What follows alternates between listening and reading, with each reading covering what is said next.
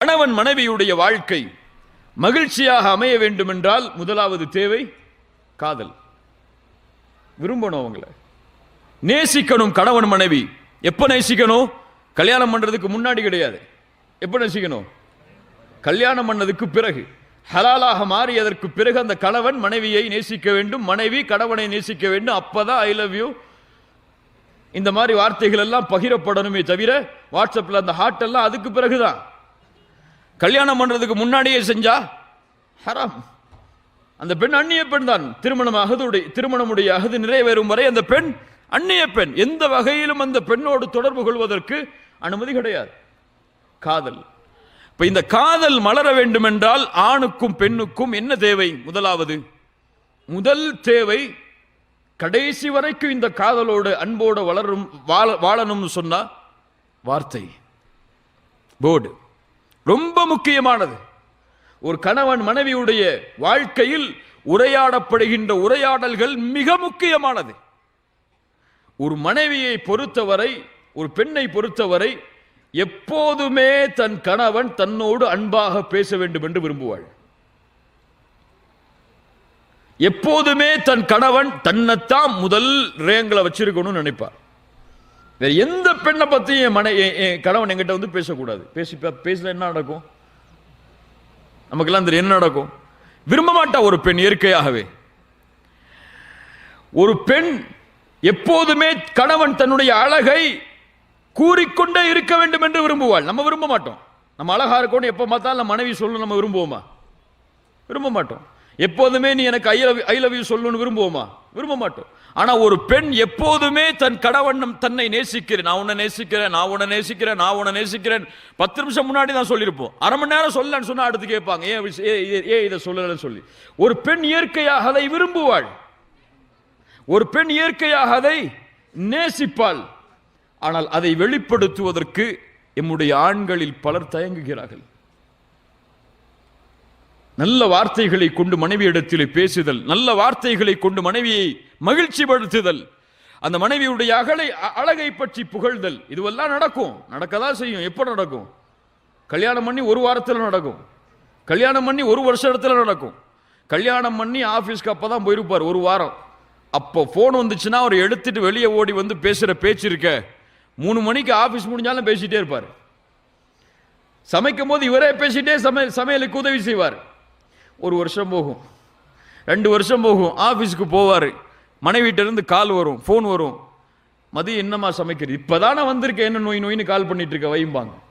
இல்ல மாஷா அல்லாஹ் பாதுகாத்தவர்களை தவிர. இப்ப இது போன்ற வார்த்தைகள் எல்லாம் மனைவியிடத்திலே பேசப்பட்டால் அவர்களுடைய உள்ளம் பாதிக்கும். ஒரு பெண்ணுடைய தன்மையை முதலிலே புரியணும். ஒரு பெண் அப்பதான் ட்ரெஸ் பண்ணியிருப்பாங்க, அந்த ட்ரெஸ்ஸை புகழ்ந்தே ஆகணும்னு நினைப்பாங்க. புகழலன்னா அவங்க உள்ளம் காயப்படும். தன்னை எப்போதுமே தன் கணவன் தன்னை நேசிக்கிறான் என்பதை வெளிப்படுத்த வேண்டும் என்று விரும்புவாள் அந்த பெண். தன்னை எப்போதுமே முதல் தரத்தில் வச்சிருக்கணும் அப்படின்னு அந்த பெண் விரும்புவாள். ரசூலுல்லாஹி ஸல்லல்லாஹு அலைஹி வஸல்லம் அவர்களுடைய வாழ்வை கவனியுங்கள். அல்லாஹ்வுடைய தூதர் ஸல்லல்லாஹு அலைஹி வஸல்லம் எமக்கெல்லாம் ஒரு முன்மாதிரி. அல்லாஹ்வுடைய ரசூல் தங்களுடைய மனைவிமார்களிடத்தில் எப்படி பேசினார்கள் என்று கவனியுங்கள். ரசூலுல்லாஹி ஸல்லல்லாஹு அலைஹி வஸல்லம் ஒரு முறை ஆயிஷா ரலியல்லாஹு அன்ஹா அவர்களை பார்த்து சொன்னார்கள், ஆயிஷா, நீ எப்போது என் மீது பொருந்திருக்கிறாய்? எப்போ என் மேல கோவப்படாம இருக்க? எப்போ என் மேல கோவமா இருக்குன்னு எனக்கு தெரியும். நான் பேசுறாங்க தன் மனைவிட்ட. ஆயிஷா ரலியல்லாஹு அன்ஹா சொன்னாங்க, அல்லாஹ்வுடைய தூதரே, உங்களுக்கு எப்படி தெரியாது? நான் எப்படி கோவமா இருக்கேன், நான் எப்போ உங்க மேல பொருத்தமா இருக்கேன் அப்படின்னு உங்களுக்கு எப்படி தெரியும்? ரசூலுல்லாஹி ஸல்லல்லாஹு அலைஹி வஸல்லம் சொன்னார்கள், ஆயிஷா, நீ என் மீது பொருத்தத்தோடு இருந்தால் நீ சொல்லுவாய், முஹம்மதின் இறைவனின் மீது நான் சத்தியம் செய்கிறேன் என்று. நீ என் மீது கோபத்தோடு இருந்தால் நீ சொல்லுவாய், இப்ராஹீமின் இறைவனின் மீது சத்தியம் செய்கிறேன் என்று. சுப்ஹானல்லாஹ். இன்னொரு உறவு பாருங்கள். ஒரு கணவன் மனைவியை புரிந்து வைத்திருக்கக்கூடிய விதம், மனைவி எதை விரும்புகிறாள், எதை கோபத்தோடு நினைக்கிறாள், எதை வெறுப்போடு நினைக்கிறாள் என்பதை ரசூலுல்லாஹி ஸல்லல்லாஹு அலைஹி வஸல்லம் அவர்கள் புரிந்து வைத்திருந்த விதம் இந்த காதல் பரிமாறப்பட்டது, இந்த அன்பு பரிமாறப்பட்டது. இன்ஷா அல்லாஹ் பரிமாறுவோமா? 40 வயசு 45 வயசா இருந்தாலும் ஐ லவ் யூன்னு சொல்றதுல தப்பு இல்லை. டார்லிங்னு மனைவியை கூப்பிடுறது தப்பு இல்லை. ஹனின்னு மனைவியை கூப்பிடுறது ஹராம் இல்லை. மனைவியை டியர்னு கூப்பிடுறது தப்பு இல்லை, ஹலால். உங்களுக்கு எத்தனை குழந்தை பிறந்தா என்ன, உங்களுடைய முடியில் எத்தனை நரைகள் வந்தால் என்ன, ஹலால் அது. இப்போ இன்னைக்கு போய் வாட்ஸ்அப்பில் ஐ லவ் யூன்னு நீங்கள் மனைவிக்கு மெசேஜ் அனுப்புங்க, அதுக்கு முன்னாடி கன்ஃபார்ம் பண்ணிக்கங்க, அவங்க ராங் நம்பர் நினச்சிருப்பாங்க, இது வரைக்கும் சொல்லல. அதனால அல்லாஹ் ரப்புல் ஆலமீன் இப்படி ஹலாலாக வாழ்வதற்கு எமக்கு வழிகளை கொடுத்தும் மகிழ்ச்சியை நம்ம வேற எங்கேயோ தேடிட்டு இருக்கோம். மனைவியை நீங்க ராணி மாதிரி வச்சீங்கன்னா 40 வயசு வரைக்கும் நீங்க ராஜா மாதிரி இருப்பீங்க. மனைவியை நீங்க ஒரு சாதாரண ஒரு பெண் மாதிரி வச்சீங்கன்னா நீங்க தெருல போற மாதிரி தான் இருப்பீங்க. அப்படிதான் நீங்க கவனிச்சா அவங்க கவனிப்பாங்க. அதுதான் பெண்ணுடைய இயல்பு. அங்க கொடுத்தாதான் திருப்பி கிடைக்கும். ஒரு பெண் நீங்க கொடுங்க நான் தர்றேன் தான் சொல்லுவாங்க ஹலாலான முறையில். அப்படித்தான் ஒரு பெண் விரும்புவாள், அப்படித்தான் ஒரு பெண் ஆசைப்படுவாள். காதல் முதலாவது அந்த உறவில் அமைந்தால் அந்த உறவு மகிழ்ச்சியாக இருக்கும். இரண்டாவது, ஒரு ஆண் ஒரு பெண்ணுக்கு மிக முக்கியமாக கொடுக்க வேண்டியது இன்றைய காலத்திலே கொடுக்க மறப்பது நேரம். குடும்ப வாழ்க்கையில பெரும்பான்மையான மக்கள் நேரம் கொடுக்கிறதே இல்லை. குறிப்பா இந்த வெளிநாடுகளில் வசிக்கக்கூடியவங்களுக்கு ஒரு மிகப்பெரிய எச்சரிக்கையை சொல்றேன். இல்ல மஷா அல்லாஹ் பாதுகாத்தவர்களை தவிர, மனைவியை பிரிஞ்சு எத்தனை வருஷம் இருந்தேன்னு சொன்னா அவார்டு கொடுத்தரலாம். அவருக்கு 4 வருஷம் ஆச்சு ஊருக்கு போய், 5 வருஷம் ஆச்சு ஊருக்கு போய், 3 பிள்ளை இருக்குது, அதை பார்த்துட்டு மனைவி உட்கார்ந்து இருக்காங்கிறாங்க. இதுவெல்லாம் ஹலாலான வாழ்க்கையா? இதுவெல்லாம் அல்லாஹ் ரப்புல் ஆலமீன் விரும்பக்கூடிய வாழ்க்கையா? ஒரு இயற்கையான ஒரு பெண்ணுக்கு என்ன தேவை இருக்கிறது என்று உங்களுக்கு தெரியாது. உங்களுக்கு இயற்கையாக என்ன தேவை இருக்கிறது என்று தெரியாது. அதை அல்லாஹ் ரப்புல் ஆலமீன் ஹலாலாக வாழ்வதற்கு வழி கொடுத்தும் செல்வம் என்ற ஒரே காரணத்திற்காக இப்படி ஹலாலாக வாழாமல் பலர் ஹராமிலே தங்களுடைய இச்சைகளை தீர்த்து கொண்டிருக்கிறார்கள். ஸ்கைப்ல உட்கார்ந்து பேசுறாங்க. சமூகத்திலே சொல்லப்பட வேண்டும் இதெல்லாம். ஒரு வாட்ஸ்அப்லயோ ஸ்கைப்ல உட்கார்ந்து என்ன பேசுறாங்க? இரவுடைய நேரத்தில் நடக்கக்கூடிய செயல்கள் எல்லாம் ஒரு போன் கால்ல உரையாடப்படுது. அந்த போன் கால் ரெக்கார்டு செய்யப்படுது. உங்களுக்கு தெரியுமா? அது எங்க ஸ்டோர் செய்யப்படுது தெரியுமா? ஸ்கைப்ல நீங்க பார்க்கறதெல்லாம், நீங்க கேட்கறதெல்லாம், உங்கள் மனைவியை நீங்க கேட்கக்கூடிய அந்த முறைகள் எல்லாம் எங்க ரெக்கார்டு செய்யப்படுது தெரியுமா? அதை யாரு வேணாலும் பார்க்கலாம், யாரு வேணாலும் கேட்கலாம். இந்த உலகத்தில் சர்வசாதாரணம். ஒரு ஆண் தவறான பழக்கத்திலே சர்வசாதாரணமாக, குறிப்பா சொல்லணும், மாஸ்டர்பேஷன் பழக்கத்துக்கு பலர் அடிமைங்க. இன்னைக்கு வெளிநாடுகளில் வசிக்கக்கூடிய பல வாலிபர்கள் திருமணம் முடிச்சு மனைவியோடு சேர்ந்து வாழ்ந்து ஹலாலான முறையில் இச்சையை கழிக்க முடியாம இப்படி அல்லாஹ்வால் ஹராமாக்கப்பட்ட செயல்கள் எல்லாம் அவர்களுக்கு சர்வசாதாரணமாக மாறிடுச்சு.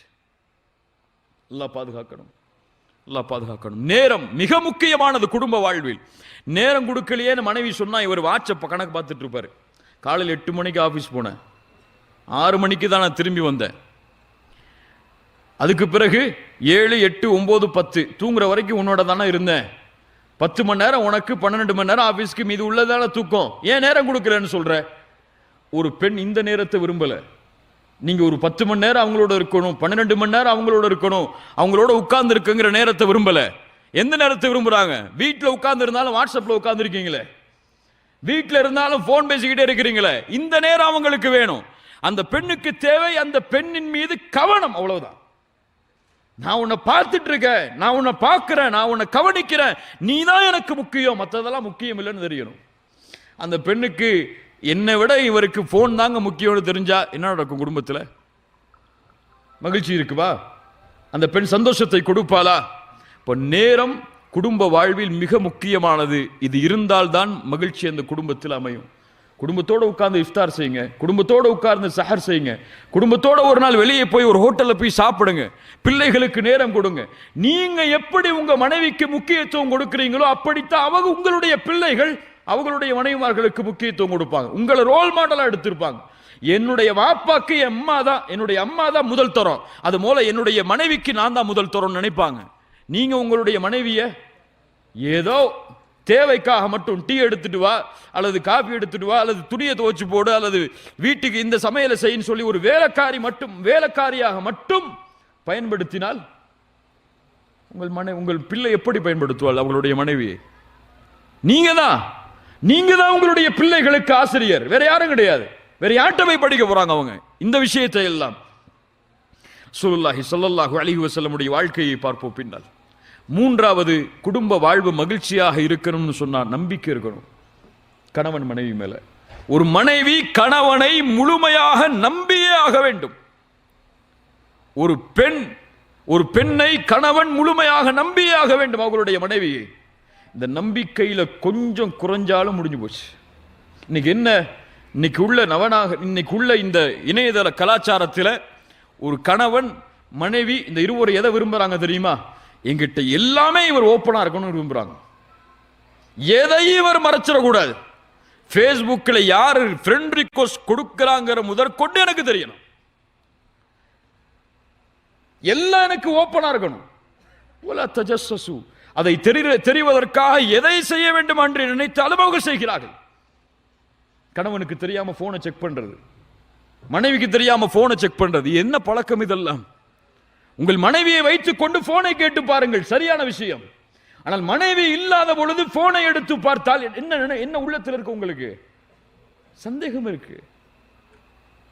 உங்கள் கணவன் இல்லாத பொழுது அவர்களுடைய போனை நீங்கள் ஒரு தவறான எண்ணத்தில் யாரோட பேசியிருக்காரு, யாரோட ஃபேஸ்புக்ல சாட் பண்ணிருக்காரு, யாரோட வாட்ஸ்அப்ல சாட் பண்ணிருக்காரு அப்படின்னு பார்க்கிறதுக்காக போனை திறந்தீங்கன்னா அந்த வாழ்க்கையா? இதுவெல்லாம் கணவன் மனைவியுடைய ஹலாலான வாழ்க்கையா? கணவன் இருக்கும் பொழுது போனை கேளுங்க, தவறு இல்லை. இப்படித்தான் ஒரு ஷேக்ட்ட வந்து ஒரு மனிதர் கேள்வி கேட்கிறார். ஷேக், என்னுடைய மனைவி பகல்ல பார்த்தா அவளுடைய முகம் கொஞ்சம் தான் பிரைட்டா இருக்கு, ஆனா இரவுல போர்வைய என் மனைவி போட்டுட்டா அவளுடைய முகத்திலிருந்து அப்படி வெளிச்சம் எல்லாம் வெளியேறுது அப்படின்னாரு. அந்த ஷேக் சொன்னாரு, உங்க மனைவி உங்களுடைய போனை செக் பண்றாங்க, அந்த போனுடைய லைட் அதை மூல பாருங்க, அந்த போர்வையை திறந்துனாங்க. அப்படிதான் எனக்கு கலாச்சாரம் மாறிடுச்சு. அல்லாஹ் ரப்புல் ஆலமீன் நம்மை சீர்படுத்துவானாக. கண்ணியத்துக்குரியவர்களே, இப்படி நம்பிக்கை கணவன் மனைவி இடத்திலே பரிமாறப்பட வேண்டும். அப்படி கணவன் மனைவி நான் ஓப்பனா இருக்க தேவையில்லை, மனைவி என்னை பத்தி என்ன தெரியணும், அந்த பெண்ணுக்கு என்ன பத்தி என்ன தெரிஞ்சிருக்கணும், அதெல்லாம் அந்த பெண் தானே, அவன் மனைவி தானே, அவளுக்கு என்ன தெரிஞ்சிருக்கணுமோ அதான் தெரிஞ்சிருக்கணும்னு நினைச்சா அதுவும் தப்புதான். இன்னும் பல பேருக்கு நம்ம இடத்துல நம்ம எவ்வளவு சம்பளம் வாங்குறோம்னு நம்ம மனைவிக்கு தெரியாது, மறைச்சு வச்சிருக்கோம். ஏன்? அதுல ஒரு காரணமும் இருக்கு. 2 பவுன் 4 பவுன் அடுத்த மாசம் மாறிடும். ஆனால் வெளிப்படுத்த வேண்டிய விஷயங்கள் எல்லாம் வெளிப்படுத்த முக்கியத்துவமே இல்லை. ஒரு மனைவிங்கிறவர் தன்னுடைய வாழ்க்கையில நெருக்கமானவள், தன் கஷ்டத்தையும் இன்பத்தையும் பகிர்வதற்கு நெருக்கமானவள் என்ற உறவே இல்லை. ரசூலுல்லாஹி ஸல்லல்லாஹு அலைஹி வஸல்லம் ஜிப்ரீல் அலைஹிஸ்ஸலாமை நேரடியாக பார்க்கிறார்கள். ஹிராவுடைய குகையில் பார்த்தவுடன் பதட்டம் ஏற்பட்டு வகை இறங்கியதற்கு பிறகு யாரிடத்திலே ஓடுகிறார்கள்? கதீஜா ரலியல்லாஹு அன்ஹாவிடத்தில். சொன்ன என்ன நடந்தது என்பதை அந்த போர்வையை போற்றி நிதானமானதற்கு பிறகு வெளிப்படுத்துகிறார்கள். இதுதான் நடந்துச்சுன்னு சொல்லி யாரை முதன்மையாக்குனாங்க? அல்லாஹ்வுடைய ரசூல் ஸல்லல்லாஹு அலைஹி வஸல்லம் தங்களுடைய மனைவிய, தங்களுடைய கஷ்டத்துக்கு தீர்வு வீட்டில் இருக்குன்னு நினைச்சாங்க. ஆனா இன்னைக்கு நமக்கு அப்படி இல்லை. முதன்மை நம்ம கஷ்டத்துக்கு தீர்வுனா நம்ம ஃப்ரெண்டுக்கு கால் பண்ணுவோம், வேற யாராவது நமக்கு தெரிஞ்சவங்கள தான் கால் பண்ணுவோம். மனைவியா அதெல்லாம் ஒண்ணும் இல்லைம்மா நல்லதா இருக்கேன்னு விட்டுருவோம். மனைவியா அதெல்லாம் ஒண்ணும் இல்லை நல்லதாங்க இருக்கேனா அப்படின்னு விட்டுருவாங்க.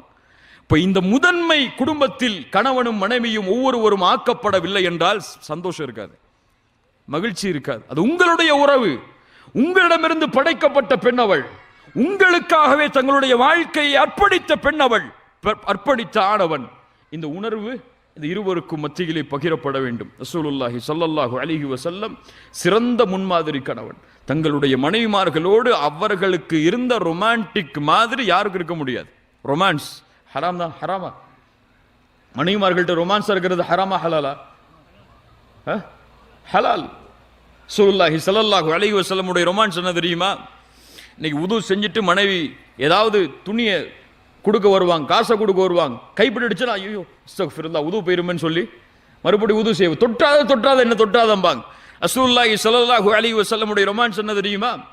அல்லாஹ்வுடைய தூதர் ஸல்லல்லாஹு அலைஹி வஸல்லம் தங்களுடைய மனைவிமார்களோடு நடந்து கொள்ளக்கூடிய முறை ஆயிஷா ரலியல்லாஹு அன்ஹா சொல்கிறார்கள், அல்லாஹ்வுடைய தூதர் ஸல்லல்லாஹு அலைஹி வஸல்லம் தொழுகைக்கு செல்வதற்கு முன்னால் மனைவிகளை முத்தமிடாமல் செல்ல மாட்டார்கள். மனைவிகளை எத்தனை வக்துக்கு? 5 வக்துக்கும் ரசூலுல்லாஹி ஸல்லல்லாஹு அலைஹி வஸல்லம் தொழுகைக்கு போறதுக்கு முன்னாடி மனைவியை கூப்பிட்டு ஒரு முத்தமிட்டு தான் அல்லாஹ்வுடைய ரசூல் ஸல்லல்லாஹு அலைஹி வஸல்லம் செல்வார்கள். என்ன ஒரு முன்மாதிரி! அன்பை வெளிப்படுத்துறதுல. வீட்டுக்கு போறீங்களா, கொஞ்சம் தூரத்தில் இருந்து ஒரு கிஃப்ட், ஒரு ரோஸை வாங்கிட்டு போங்களேன், தப்பு இல்லையே. ரோஸை கொடுக்கறது தப்பு இல்லையே. ரோஸை கொடுத்து உன்னை நான் நேசிக்கிறேமா, அல்லாஹ் நம்மளுடைய நேசத்தை அதிகப்படுத்துன்னு சொல்றது தப்பு இல்லையே.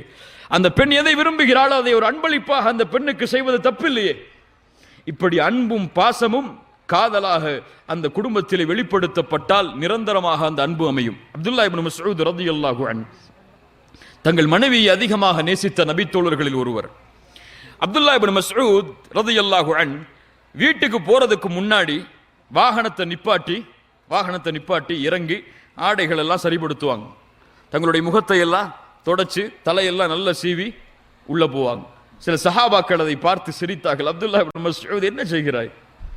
போது சொன்னார்கள், எனக்காக அலங்கரித்து என்னுடைய மனைவி வீட்டிலே இருக்கும் பொழுது அவளுக்காக நான் அலங்கரிக்க கூடாதா?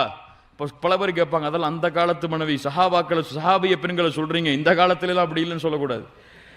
இப்ப எங்களுடைய மனைவிமார்கள் எங்களுக்காக அலங்கரித்திருக்கும் பொழுது நாங்கள் அவர்களுக்காக அலங்கரிக்க கூடாதா என்று அப்துல்லா இப்னு மஸ்ஊத் ரலியல்லாஹு அன்ஹுமா தன்னை அலங்கரித்து சொல்வார்கள். கணவன் மனைவிக்காக அலங்கரிப்பது, மனைவிக்காக கணவன் அலங்கரிப்பது, கணவனுக்காக மனைவி அலங்கரிப்பது, இந்த உறவு மகிழ்ச்சியாக அமையும். இவர்கள் இதை தொடரும் வரை. வீட்டுக்கு போகும்போது இரவுல போடுற ஆடையை கொண்டு வந்து முன்னாடி நிப்பாட்டுனா என்னது? இன்னைக்கு முக்கியமா சொல்லப்படக்கூடிய விஷயம், சொல்ல வேண்டிய விஷயம் என்ன தெரியுமா? கல்யாணமாகி பெண்களுக்கு குறிப்பா சொல்லியாகணும், 2-3 வருஷம் வரைக்கும் தான் தங்களுடைய உடல் அவங்க பாதுகாக்கிறாங்க. உடல் அழக 2 குழந்தை பிறந்துருச்சா உடல் அப்படியே விட்டுறாங்க. ஆண்களும் தான் கல்யாணம் ஆகிற வரைக்கும் தன்னுடைய உடம்பை ஃபிட்னஸா, பாடியை நல்லா ஷேப்பா வச்சிருக்காங்க, பொண்ணு கிடைக்கணும்னு சொல்லி. இன்னைக்கு அதான ட்ரெண்டு. நல்ல ஃபிட்னஸா இருந்தா நல்ல பொண்ணு கிடைக்கும். அப்படி இருக்கக்கூடிய உறவு 2-3 வருஷத்துக்கு பிறகு அவ்வளவுதான். அவர் தக்பீர் கேட்டா இங்கதான் நிற்கும் தராவிக்கு. சுப்ஹானல்லாஹ். இப்படிப்பட்ட உடல் அமைப்பு மாறுகிறது.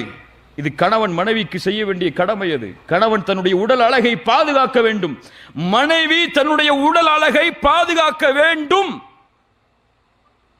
எத்தனை வருஷம் அந்த பெண்ணால் அந்த ஆணுக்கு ஹலாலான முறையில் இன்பத்தை கொடுக்க முடியுமோ அதுவரை தன்னுடைய உடலின் அழகை அந்த மனைவி பாதுகாத்தால் மகிழ்ச்சியா இருக்கலாம். அல்லது ஏமாற்றம் ஏற்பட்டு சில ஆண்டுகளிலேயே வேறு உறவை தேடி போகக்கூடிய அளவிற்கு இன்று பல ஆண்கள் மாறி வருகிறார்கள். அல்லாஹ் ரப்புல் ஆலமீன் எம்மை பாதுகாப்பானாக. நாளைக்கே போய் ஃபிட்னஸ் கிளப்ல அட்மிஷன் போட்டுருங்க. உண்மையான ஒரு அன்பிற்கு ஒரு அழகான நிகழ்வை படிக்க வேண்டிய சூழ்நிலை வந்தது சஹாபாக்களுடைய வரலாற்றில். அபூ தர்தா ரலியல்லாஹு அன்ஹு அன்சாரி தோழர், ரசூலுல்லாஹி ஸல்லல்லாஹு அலைஹி வஸல்லம், இந்த நிகழ்வு நமக்கு தெரியும். இவங்களுக்கு யாரோட தோழமை அமைச்சு வச்சாங்க? அபூ தர்தாவோட ரலியல்லாஹு அன்ஹு சல்மான் அல் ஃபாரிசி, ஃபாரிஸ் நாட்டைச் சேர்ந்த சல்மான் அவர்களோடு ரசூலுல்லாஹி ஸல்லல்லாஹு அலைஹி வஸல்லம் இணைத்து வைத்தார்கள். சல்மான் ரலியல்லாஹு அன்ஹு ஒரு முறை அபூ தர்தா அவங்களுடைய வீட்டுக்கு போறாங்க. உம்மு தர்தா நிக்கிறாங்க அங்க. ஹிஜாபுடைய வசனம் இறங்குவதற்கு முன்னால், எப்படி நேரடியா பார்த்தாங்கன்னு கேட்போம்ல, இப்ப ஹிஜாபுடைய வசனம் இறங்குவதற்கு முன்னால் உம்மு தர்தாவை அவங்களுடைய வீட்டுக்கு போறாங்க. உம்மு தர்தா முன்னாடி வந்து நிக்கிறாங்க. அவங்களுடைய தலைமுடி எல்லாம் கொஞ்சம் கலைஞ்சிருக்கு. இப்போ கேட்குறாங்க உம்மு தர்தாவை பார்த்து, என்ன ஆச்சு, ஏன் இப்படி இருக்கீங்க, ஏன் உங்களை அலங்கரிக்காம இருக்கீங்க? இப்போ சொன்னாங்க, அஹூக அபூ தர்தா லைஸ லஹு ஹாஜத்துன் ஃபித் துன்யா. அபூ தர்தாவுக்கு இந்த துன்யால என்ன தேவை இருக்கு? அவர் எப்பவுமே இபாதத்திலே வாழ்றாரு, அவருக்கு என்ன தேவை இருக்கு அப்படின்னாங்க. இப்போ சல்மான் அல் ஃபாரிசி எப்படியாவது அபூ தர்தாவுக்கு இதை உணர்த்தி ஆகணும்னு சொல்லி அந்த வீட்டில் தங்குறாங்க. உணவு வைக்கப்படுது சல்மான் அல் ஃபாரிசிக்கு முன்னாடி.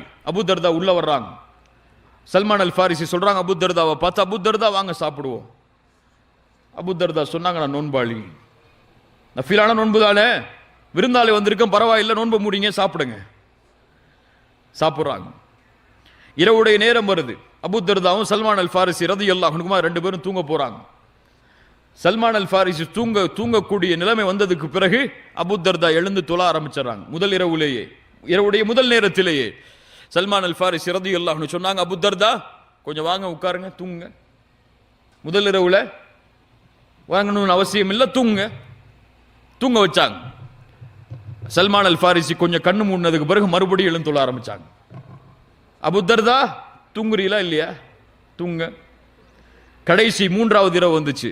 அபூ தர்தாவை எழுப்புனாங்க சல்மான் அல் ஃபாரிசி, வாங்க இப்போ தொழுவோம், இதான் தொழுறதுக்கு சரியான நேரம், இப்போ தொழுவோம், இரவு முழுக்க தொழணும் இல்லையே.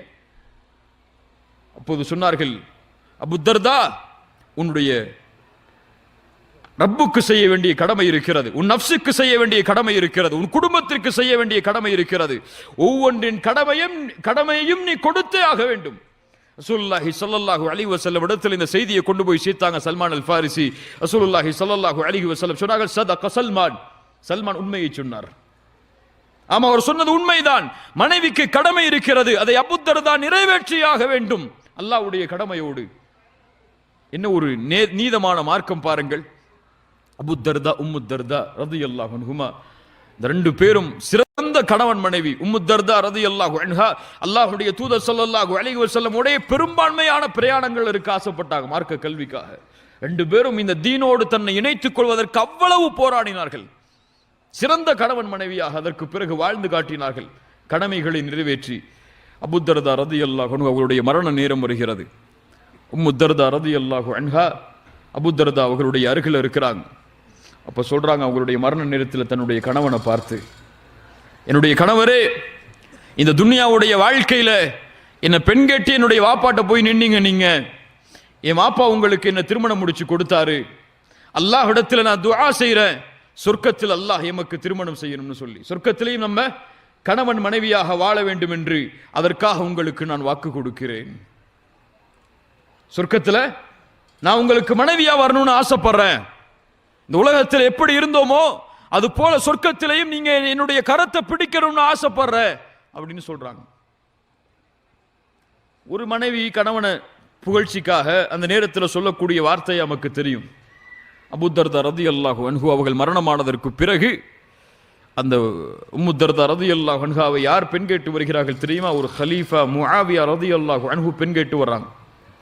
முஆவியா ரலியல்லாஹு அன்ஹு அவர்களுக்கு சொல்லி அனுப்புறாங்க, உண்மையான காதலை பாருங்கள், கணவனை அவர்கள் உண்மையாக நேசித்த விதத்தை பாருங்கள், வாழும் பொழுதும் மரணித்ததற்கு பிறகும் இல்லை, நான் ஒருபோதும் உங்களை இந்த துன்யாவில் நான் திருமணம் செய்ய முடியாது, அபூ தர்தாவை சொர்க்கத்திலே நான் திருமணம் செய்வதாக வாக்களித்து விட்டேன், இன்ஷா அல்லாஹ், அதற்காக நான் இந்த துன்யாவிலே உங்களோடு என்னால் இணைய முடியாது.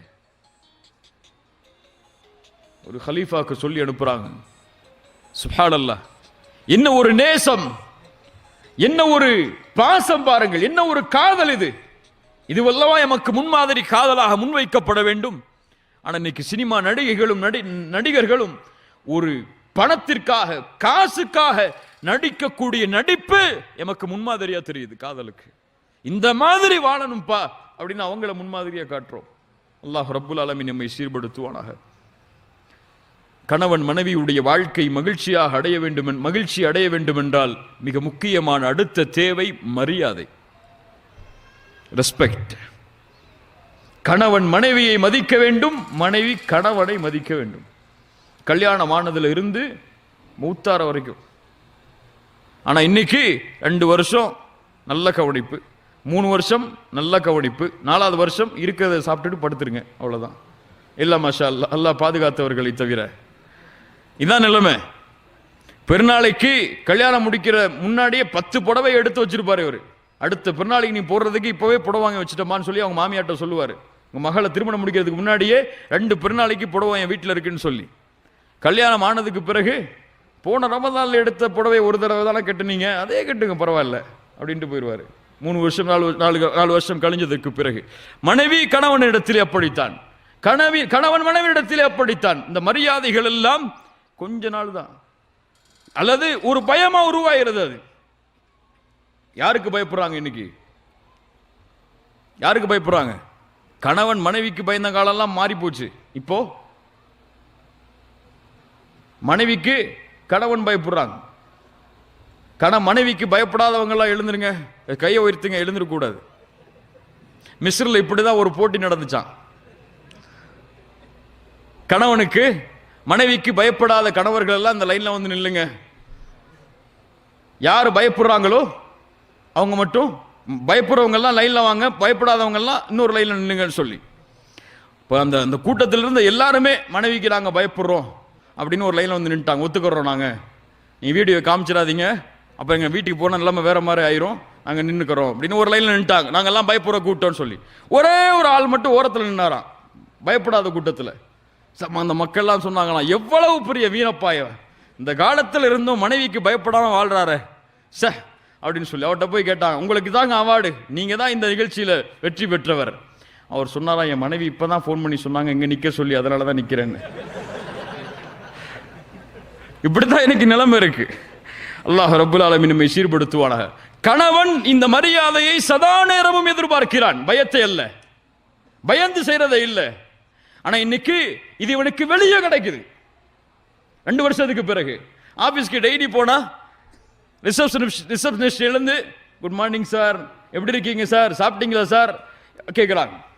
ஃப்ளைட்டில் உட்கார்ந்த ஏர் ஹோஸ்டர், என்ன வேணும் உங்களுக்கு, தண்ணி வேணுமா அல்லது வேற ஏதாவது வேணுமா, சாப்பாடு வேணுமா, என்ன வேணும், நல்லா இருக்கீங்களா, ரிலாக்ஸாக இருக்கீங்களா, நல்லா இருக்கீங்களா. ஒரு டீ கொட்டினா கூட இவர் பரவாயில்ல பரவாயில்ல பரவாயில்ல பாரு. ஆனால் மனைவி டீ கொட்டினா நடக்கிறது வேற. இப்படி அவர்களுடைய மரியாதை எல்லாம் வெளியில் கிடைக்கிறது. இந்த வெளியில கிடைக்கக்கூடிய மரியாதை அன்பை எல்லாம் பார்த்துட்டு வீட்டுக்கு வரும்போது கதவை திறந்து எங்கெங்க போயிட்டு வந்தீங்க இவ்வளவு நேரம் அப்படின்னு கேட்டா அவர் எதை விரும்புவார்? எதை விரும்புவார்? வெளியில கிடைக்கிறதா விரும்புவார். உண்மையா இல்லையா? அப்போ உங்களுக்கு காதல், மரியாதை, அன்பு வெளிப்படுத்தப்பட வேண்டும் என்றால் முதல்ல வீட்டில இருந்து வெளிப்பட்டப்பட்டாதான் நிரந்தரமா இருக்கும். அது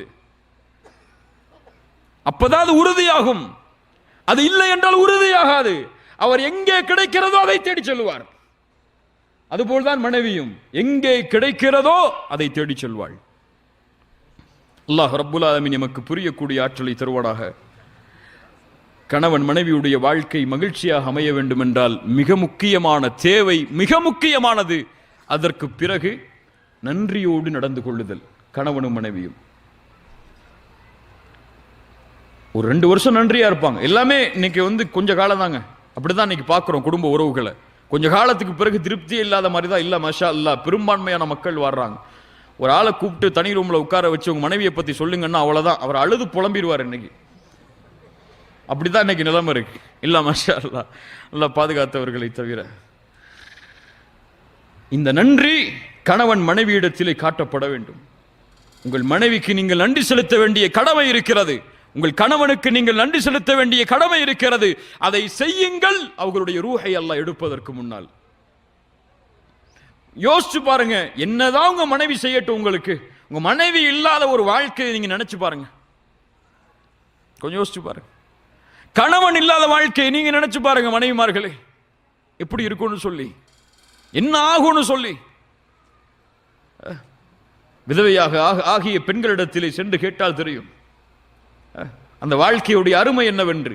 அந்த வாழ்க்கையில் எதையெல்லாம் நாங்கள் செய்ய நினைத்தோம் ஆனால் செய்ய முடியலையேன்னு அவங்க கவலைப்படக்கூடிய விதத்தை அப்போ புரியும். நம்ம இருக்கிற வரைக்கும் இந்த உலகத்தில் எந்த அருளும் தெரியாதுல்ல நமக்கு. கிடைக்கிற வரைக்கும் ஒன்று பெருசா தெரியும், கிடைச்சிருச்சுன்னா அது சாதாரணமா இருக்கும். அதானே? அப்படியே இல்லையா? எல்லாத்துலயும் அப்படிதான். துணியால BMW கார் வாங்குறது இப்போ அவருக்கு லட்சியம்னா வாங்கிட்டாருன்னா அதுக்கு பிறகு என்ன கார் இருக்கோ அதை தேடி தான் போவார். அங்கே நிற்க மாட்டார. iPhone 7 வந்தா 7S+, இப்படிதானே போய்கிட்டே இருப்போம் நம்ம. அப்படிப்பட்ட ஒரு ஆசைகளை உணரக்கூடிய காலத்தில் தான் நாம் வாழ்கிறோம். ரசூலுல்லாஹி ஸல்லல்லாஹு அலைஹி வஸல்லம் அவர்களுடைய வாழ்வில் இந்த குணத்தை பாடமாக படிப்போம். பாடமாக படிக்க வேண்டிய மிக முக்கியமான விஷயம். ரசூலுல்லாஹி ஸல்லல்லாஹு அலைஹி வஸல்லம் மனைவிமார்களில் அதிகமாக நன்றி செலுத்த கடமை உள்ள ஒரு மனைவி இருப்பார்கள் என்றால் யாராக இருக்க முடியும்? யாராக இருக்க முடியும்? ஹதீஜா ரலியல்லாஹு அன்ஹா. ஏன்? அவங்க நபின்னு தெரிஞ்சதுக்கு பிறகு ரசூலுல்லாஹ்வை கல்யாணம் முடிக்கல. மற்ற மனைவிமார்களாம் நுபுவத்துக்கு பிறகுதான். ஆனா ரசூலுல்லாஹ்வை ஒரு நபின்னு தெரிஞ்சவங்க கல்யாணம் முடிக்கல. தங்களை விட செல்வத்தில் கூடுனவங்களும் இல்லை. அவங்க ஒரு சாதாரண மக்காவில் வாழ்ந்த ஒரு மனிதர், அவ்வளவுதான். வியாபாரத்தில் நேர்மை, குறைஷி குடும்பத்தில் பிறந்தவர், உண்மையாளர்.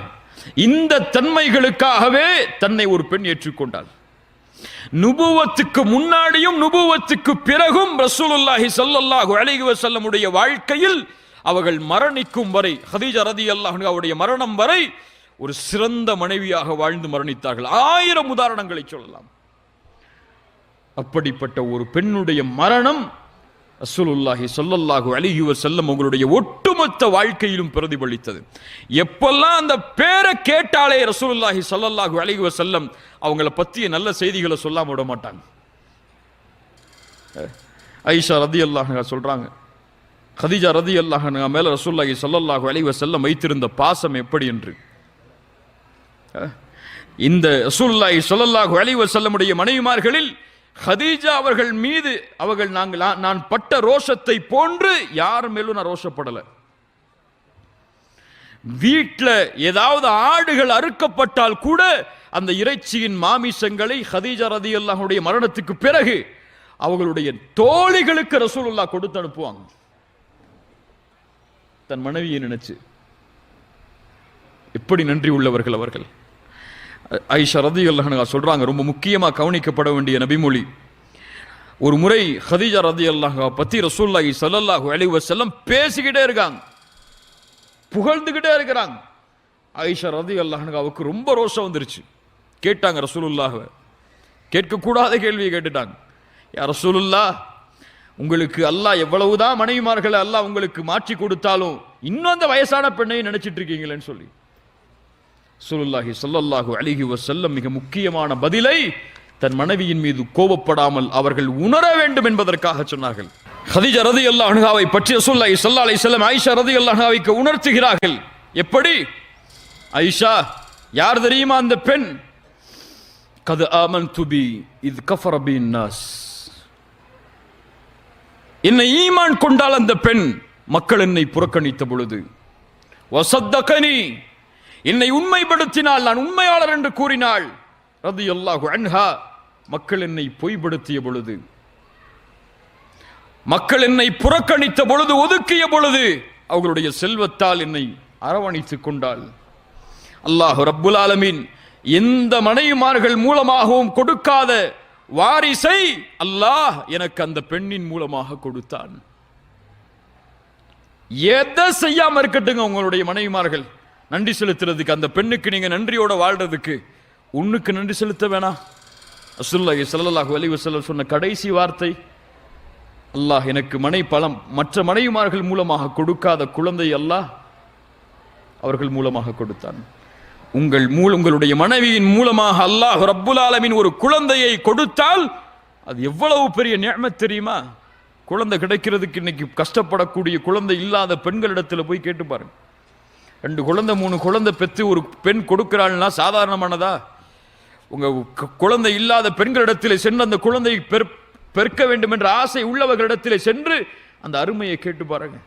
அல்லாஹ் ரப்புல் ஆலமீன் உங்களுக்கு ஒரு மனைவியை கொடுத்து இந்த உலகம் அழியும் வரை வாழ்வதற்கு உங்கள் மூலமாக ஒரு வாரிசை அல்லாஹ் ஏற்படுத்தி கொடுத்தமைக்கு அல்லாஹ்விற்கு நன்றி செலுத்தியதற்கு பிறகு அந்த பெண்ணுக்கு நீங்க நன்றி செலுத்த வேணாம்? நாங்க மட்டும் தான் நன்றி செலுத்தணுமா? அப்ப மனைவிமார்கள் எங்களுக்கு நன்றி செலுத்த வேணாமா? ரசூலுல்லாஹி ஸல்லல்லாஹு அலைஹி வஸல்லம் சொன்னார்கள், நரகத்தை பார்த்தேன், அதில் பெண்களை அதிகமாக பார்த்தேன்.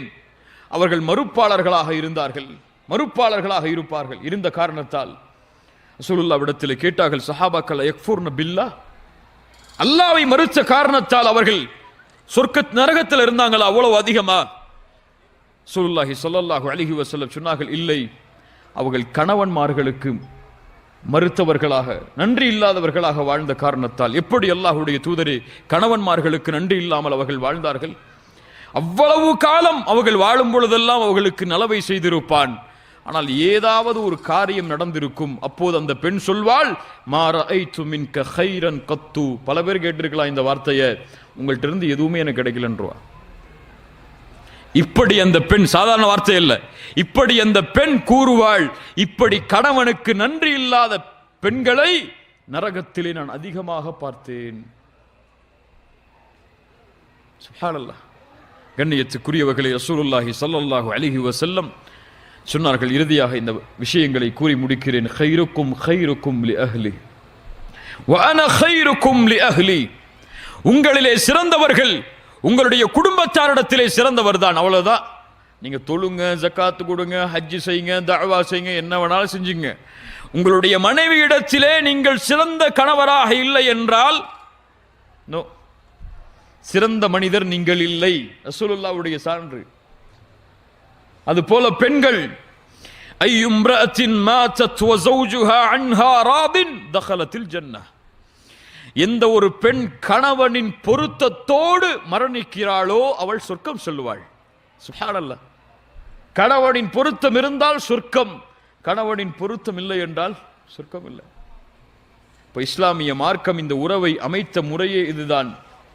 கணவனும் மனைவியும் அன்பையும் பாசத்தையும் பரிமாறி இருவர் ஒருவருடைய பொருத்தத்தை, ஒருவர் மற்றொருவருடைய பொருத்தத்தையும் அன்பையும் பாசத்தையும் பரிமாறி பரிமாறி தங்களுடைய மரணம் வரை சிறந்த கணவனாக சிறந்த மனைவியாக அவர்கள் வாழ்ந்து மறைந்தால் இந்த உலகத்தில் மட்டுமல்ல மறுமையிலும் அவர்கள் வெற்றியாளர்களாக மாற்றப்பட்டு சொர்க்கத்திலும் இன்ஷா அல்லாஹ் கணவன் மனைவியாக ஒரே குடும்பமாக அவர்கள் வாழ்வார்கள். குர்ஆனில் பல வசனங்கள் அதற்கு ஆதாரம். கண்ணியத்துக்குரியவர்களை, அப்படிப்பட்ட வாழ்வை நாம் ஆக்கிக் கொண்டால் அல்லாஹ் ரப்புல் ஆலமீன் இந்த குடும்ப வாழ்வை மகிழ்ச்சியான வாழ்வாக எமக்காக்கி தருவான். இன்ஷா அல்லாஹ் ஆக்கலாமா? இன்ஷா அல்லாஹ். ரொம்ப சந்தோஷமான வாழ்க்கைங்க. அதை புரிஞ்சா அழகு, காசு, பணம் இது மட்டும் இல்லை வாழ்க்கை. அந்த பெண்ணிடத்திலே தீன் இருந்தால், அந்த ஆணிடத்திலே தீன் இருந்தால் அது போதும். இன்ஷா அல்லாஹ் சொர்க்கத்துக்கு கூட்டு போறதுக்கு ரெண்டு பேரையும் அங்க போனா அங்க அழகு முக்கியம் இல்லை, வயசு முக்கியம் இல்லை. என்னெல்லாம் அது ஒவ்வொரு நாளும் அந்த அழகு அதிகரிச்சுட்டே இருக்கும். வயசு கூடாது, வாலிபம் மாறாது. நிரந்தரமான வாழ்க்கையில் அல்லாஹ் உங்களை இணைத்து வைப்பான். அல்லாஹ் ரப்புல் ஆலமீன் அப்படிப்பட்ட குடும்பங்களாக எம்முடைய குடும்பங்களை அல்லாஹ் ஆக்குவானாக.